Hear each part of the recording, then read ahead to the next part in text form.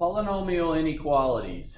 Now, what I put on the board was just a generic graph of just some polynomial. I called it f of x. I can see the x-intercepts at -6, -2, 3, and 7. Now, an inequality would be referring to the less than or equal to, greater than or equal to. That's what we're referring to on the inequalities. So when we have a graph, if I have a graph here, and I said, you know what, I want to know where f of x is less than 0. So remember, f of x is referring to my function. If I'm saying, where is f of x, where is my function less than 0, it's talking about where is it below the x-axis. Where is it below the x-axis? Well, if I have a graph, and it's nice when we have a graph, I can actually see that it's below the x-axis here on this left side, then over here on the right side between 3 and 7. So I actually have two regions where the graph's sitting below. So if I'm being asked where is it less than 0, I'll just put number 1 there. I'm going to say -6 to -2 in union with 3 to 7. So it is beneath or underneath the x-axis, meaning the y values are less than 0 between -6 and -2, and then again between 3 and 7. That's where the values are. Now if I make a little change here and go f of x less than or equal to 0, put that equal to on there, now it's going to actually include the intercept points. So my interval would change -6 to -2, union 3 to 7, but this time all with brackets to indicate that I'm actually including where it's equal to 0, that piece. If I switch it the other way, instead of a less than, let's go a greater than 0. I can see 3 regions. So I've got one region back here where it's greater than 0, one region in between -2 and 3 where it's going above, and then this region over to the right past 7. So I actually have 3 regions. I'm not going to have brackets because I didn't say equal to, so I'm not including those intercept points. So this one would be -infinity to -6, union -2 to 3, union 7 to infinity. So remember, the union symbols are just connecting another interval. So we're saying, hey, it's this interval, and it's also this one, and it's also this one. That's all it's referring to. And when I write my intervals, just like you've done in the past, I'm going left to right. So from -infinity to -6, it's above. Skip over from -2 to 3, it's above. From 7 to infinity, it's above. Now we've seen some graphs before, things like that, different polynomial graphs. We know what it means when we're saying, hey, is it above the x-axis or below? And visually I can look at it and tell. What we're going to look at in this section, moreover, is looking at polynomial inequalities without a graph. Okay, so in other words, we're going to say something like this.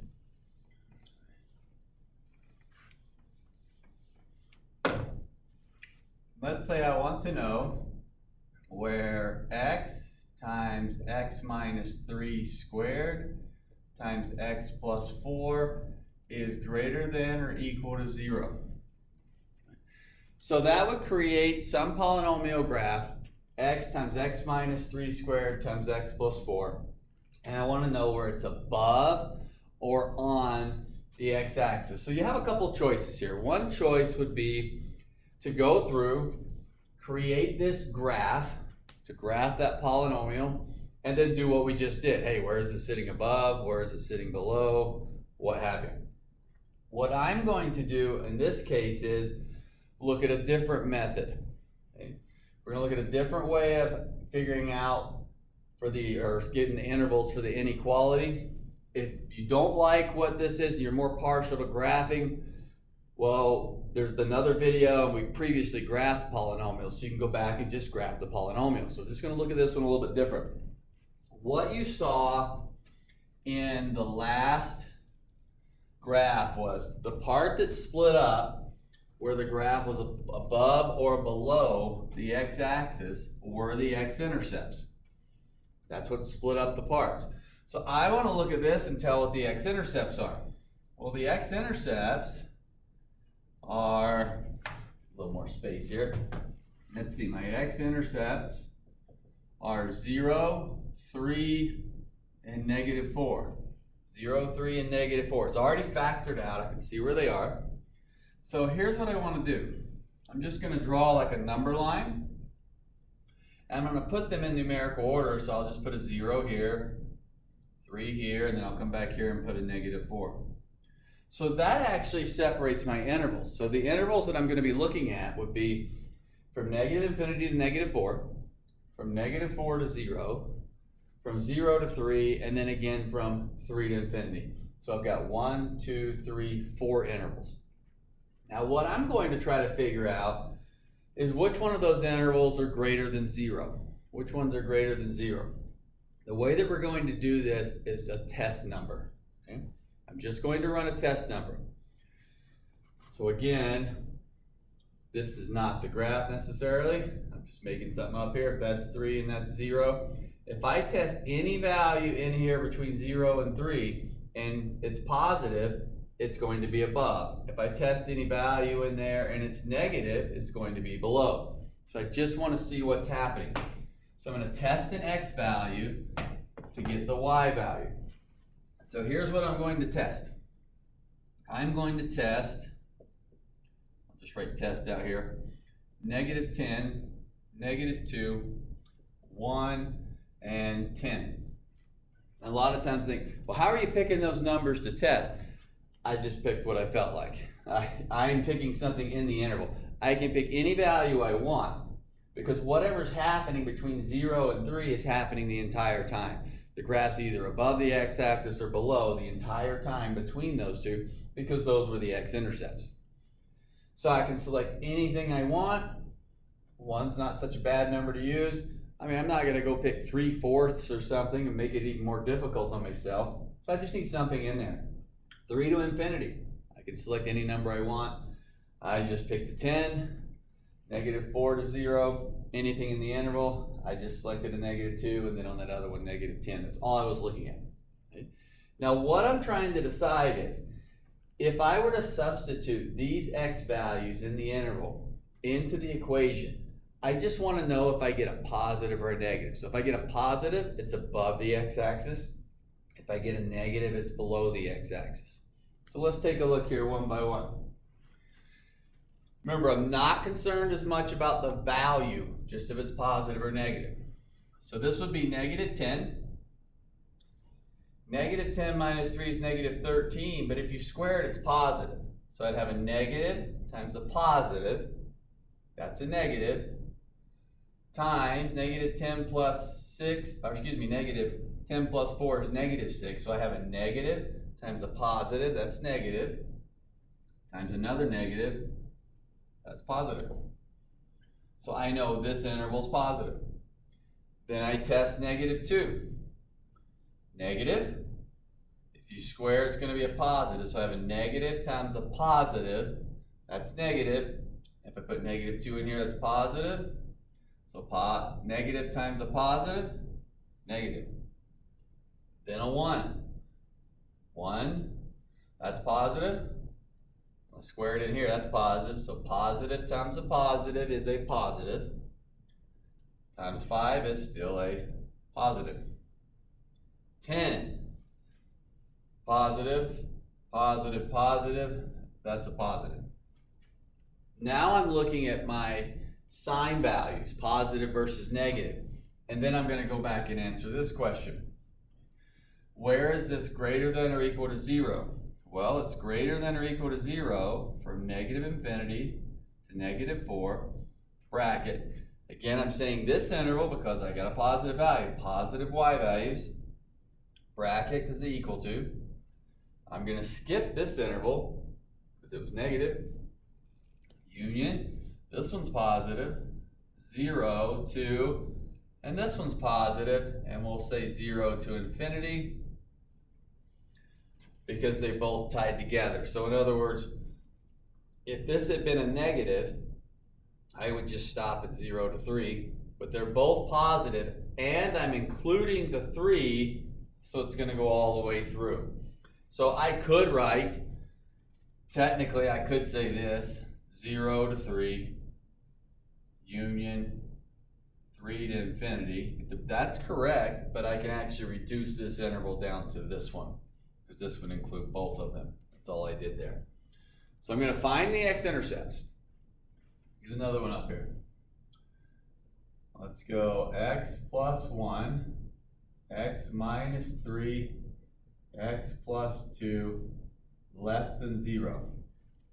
So I'm going to find the x-intercepts.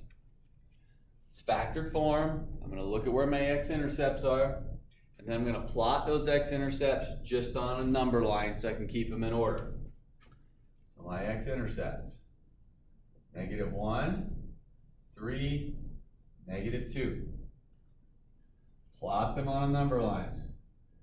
There's -1, -2 is back here, and 3 is over here. And I'm not worried about any kind of spacing or anything. I'm just trying to make sure I have them in order because my intervals go from left to right. Now what I want to do is test an x value in each one of those intervals.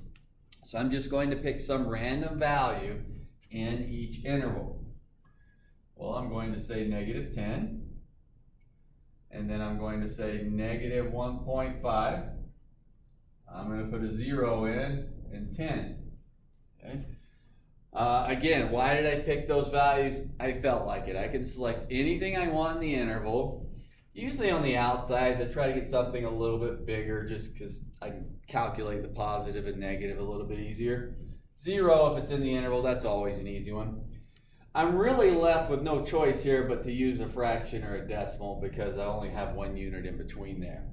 And that's just going to happen to us sometimes. So now we're going to substitute each of my test values in.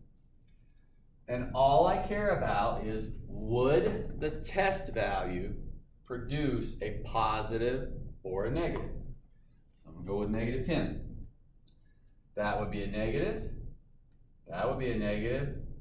That would be a negative. So negative times negative times negative is negative. -1.5. -1.5 plus 1, that would be negative. The middle would be negative. So negative times the negative is a positive. And this one would actually be positive. If you multiply those three, I'd have a positive. 0. Positive times a negative times a positive. That would create a negative. 10. Positive, positive, positive. Be a positive. Now we'll state my answer. Where is it less than 0? This first one's negative. So I'm going to say -infinity to -2, union. Then I'll skip over to -1 to 3. And again, just trying to give you a different look here as far as using values to determine a sign, a positive or negative sign. I'm not saying that I think graphing is a bad method. I'm just giving you another approach here because you need to be comfortable actually putting values in and seeing if you're getting a positive and negative, and that's going to be beneficial later on. But by all means, you know, if you wanted to create the graph, here's what the graph would look like.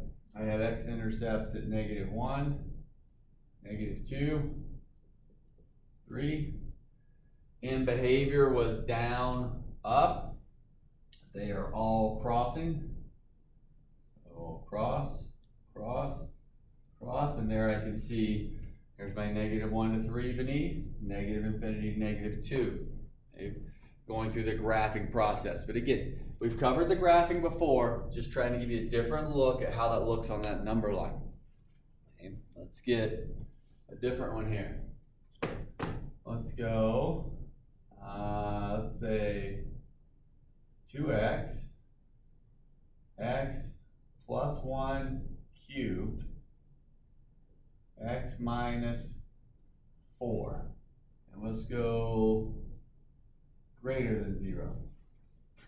See, I did a greater than, then a less than, so now we got another greater than. So I'm looking at that, and the first thing I want is my x-intercepts. And so when I look through there, my x-intercepts would be 0 from this part, -1, and then 4. Those would be my 3 x-intercepts. I list them out on the number line. Again, the main idea is I just want to make sure they're in order. So I have to go that -1, 0, and then 4. And then I'm going to decide what I'm going to test. So I'm selecting any random number in the interval. So I'm going to say -10, -0.5, 1, 10. Anything in the interval. Now we won't always have fractions and decimals, but that kind of gives us a look so we can practice getting some fractions or decimals in. So I selected those 4 numbers. Now I'm going to test. -10 times 2, that's negative. A negative cubed is still negative. And then that's negative. So I'm looking at a negative times a negative times a negative is a negative. -0.5. That's a negative out front. -0.5 plus 1 is actually a positive. Positive half, and then when you cube it, positive. So I've got a negative times a positive times a negative. So I've got a negative times a positive, which is negative, times another negative, that's positive. Now the 1, and I know for me, maybe for you too, substituting positive values is a little bit easier for me. If I put a 1 in, positive, positive, negative, it's negative. If I substitute a 10, I've got positive, positive, positive, looking at positive. And a lot of times they do alternate, you've seen, but if you look back at this first one, it did not alternate. So that's square there, so we see some things. So make sure you're testing each value. So now I'm asked, where is it greater than? Well, it's greater than between -1 and 0. And I would use parentheses simply because I don't have the equal to. Union is also greater than from 4 to infinity. That would be my interval where it is greater than.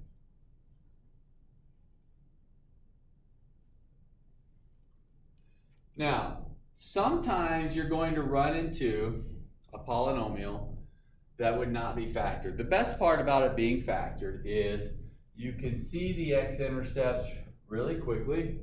Okay. And even if you were going to graph the polynomial, you'd want those x-intercepts quickly, so it's nice to have it factored. If a polynomial is not factored, so let me give you one that's not factored here. Let's go number 4 here. Let's say, let's go 3x squared less than or equal to 11x plus 4.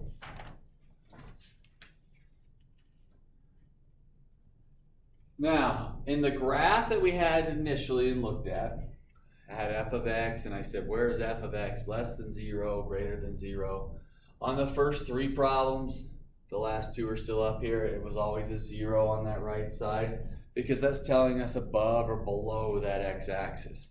When we have something that is not less than or greater than whatever to 0, the first step you want to do is actually get it all on the same side where you do have that 0 on the right, because this is what's going to allow me to go through and determine between that x-axis, is it above the x-axis or below. So I want it equal to 0. Now if it's not factored, again factored form, I can see those x-intercepts. If it's not, our first step is going to be to actually factor it. We've got to get it factored so I know what I'm working with. Let's see, a 4 there, a 1 there, a plus, and a minus. So go back to your old factoring skills, I can get that factored. And now I'm ready to go back through my same process. So if it's not factored, not equal to the 0, first get it equal to 0, go through the factoring, and then you can go back to the process we were doing. Here's my x-intercepts, -1/3 and 4. Now I'm not worried that my x-intercept's a fraction. I'm just going to be plotting it or just kind of marking it on a number line anyway. So here's -1/3, here is 4. It doesn't have to be accurate, I'm just trying to leave some space because here comes my test numbers. Test, -10, 0, you see I like -10 and 10. Let's get those bigger numbers in there. Again, you can test anything you want in the interval. So this fraction really isn't bothering me, I just need a value between -1/3 and 4, and 0 could be that value. So now when I test it, what I want to do is test it again back in the factored form. That's what you were doing here. Okay. Now, let's again. Well, can you test it back in here? Yes, I can, but I'm gonna have to do a little bit more calculation. For example, 3 times -10 squared minus 11 times -10 plus or minus 4. And most of the time I would need a calculator or something to get that value. Since I only care about positive or negative, usually the factor one's a little easier for me. So if I do a negative, that's -30 plus 1, that's negative, that's negative. Negative times a negative is a positive. There's how I can go through that. 0. Hey, that's 1 times -4, that's a negative. 10, positive, positive, positive. So I can usually work a little faster in the factored form. So let's see here. Then I look at what I was asked for. Right here, less than or equal to the -1, so -1/3 to 4. And we'll have brackets on that because we have the equal to. So I want it less than, greater than, whatever to 0. Okay. Is it always going to be that way? Well, I hope so, but let's face it, sometimes it's not going to be. Right? So if it's not, I'll make it equal to or less than or greater than 0. Get all on one side. Are they always going to be factored? Well, it makes it nice if they are, but if it's not, I can go through and actually factor it. And if it's not factored at this stage of the game, they will be ones that you can actually factor. So how about this? Let's go x to the 4th, this is number 5, greater than x squared. So same situation where I don't have the 0, so my first step, I'll pull that x squared over, x to the 4th minus x squared greater than 0. And then I need to see my x-intercept, so I wish it was factored like this one. It's not, so I'm going to have to go through the factoring process. That's fine. I can take out an x squared minus 1 greater than 0. I can factor the x squared minus 1, x squared, x plus 1, x minus 1. And even if you were going through and doing a graphing method by graphing the whole thing versus this number line approach that I'm showing you, you'd still have to do all the factoring. You'd still have to get it equal to 0, do all the factoring because you still need the x-intercept. So it's not changing that amount of work at all. So here goes my x-intercepts. 0, -1, 1. Now I'm just going to put those on my line. 0, 1, -1. Again, I want them in order. Then I'm going to test. And by now, you know I'm going to pick a -10 and a 10.